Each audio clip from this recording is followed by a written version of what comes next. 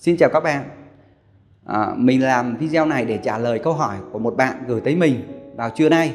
Bạn hỏi rằng: anh ơi, có phải mở hé cửa khi ngủ trong phòng máy lạnh không? Câu trả lời nhanh gọn của mình là không. Tại sao vậy? Vì nếu trong cái trường hợp phòng ngủ quá nhỏ, rất kín, không có cửa sổ, thì các chuyên gia khuyến nghị nên gắn một cái quạt hút có công suất vừa đủ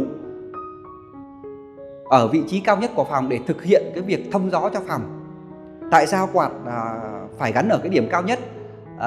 Là phải gắn ở cái điểm cao nhất thì nó sẽ ít bị tổn thất lạnh nhất, vì không khí lạnh thì sẽ chìm xuống dưới và không khí có nhiệt độ cao hơn sẽ ở những cái lớp trên.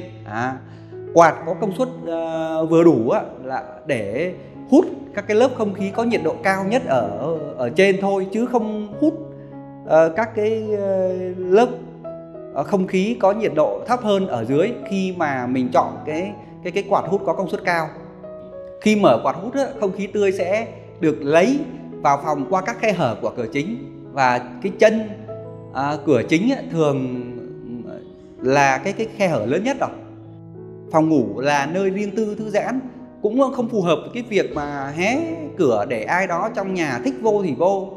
Mặt khác thì khi máy lạnh chạy mà mở hé cửa, dù có ít chăng nữa thì do cái chênh lệch nhiệt độ và áp suất không khí bên ngoài sẽ đi vô phòng, và không khí lạnh trong phòng cũng sẽ ùa ra ngoài.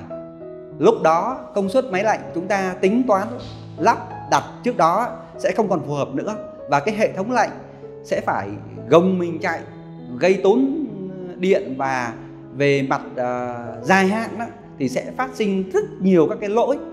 Và trong thực tế thì phòng ngủ bình thường thì ngoài cửa chính ra thì nó vẫn còn có những cái cửa sổ nữa cơ, thậm chí còn có cả cái cửa ban công nữa. Những cái cửa này chân cửa rồi bên hông cửa nó không kín hoàn toàn đâu, mà nó vẫn có những cái khe để không khí từ bên ngoài tràn vào phòng khi mình chạy máy lạnh do cái sự chênh lệch nhiệt độ.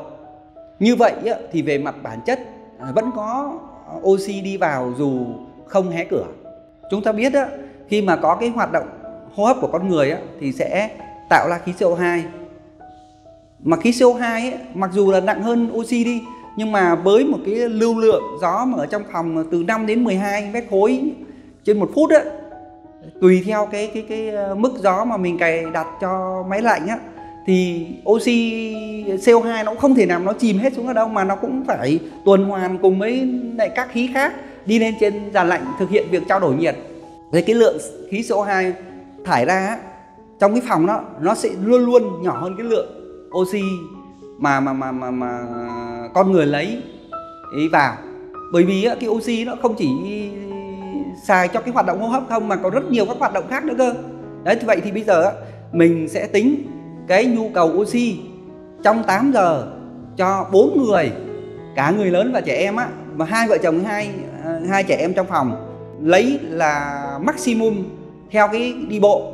Nhu cầu oxy là 24 lít trên 1 giờ thì trong vòng 8 giờ thì cái lượng oxy tiêu thụ mới là 800 lít, và cái lượng khí CO2 thải ra là 640 lít khí CO2.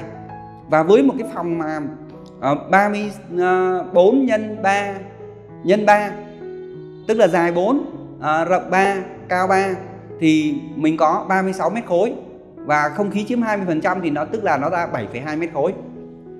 Thì cái nồng độ khí CO2 mà tăng lên cho 4 người ở trong đó mình tính ra nó mới có qua một đêm nó mới có 18 ppm mà cái không khí sạch ngoài trời bình thường ngoài trời mình tính nó đã là 420 ppm rồi.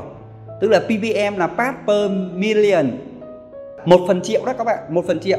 Thì cái 420 ppm mình quy đổi ra thì nó sẽ là 0,42 lít khí CO2 trên 1 mét không khí. Đó. Cái con số tăng trong phòng như là quá nhỏ, 18 là quá nhỏ so với con số 420. Như vậy thì không ảnh hưởng gì cả. Bởi vì sao? Bởi cái nồng độ khí CO2 mà khi mà vượt trên 1000 thì nó mới xuất hiện triệu chứng khó thở thôi. Đó. Như vậy là chúng ta hoàn toàn có thể an tâm và không cần mở hé cửa khi mình chạy máy lạnh. Và nếu thấy bị ngột ngạt á, thì thì mình có thể gắn thêm một cái quạt hút mà cái công suất vừa đủ giống như tôi nói ở trên á. Xin cảm ơn các bạn. Xin chào.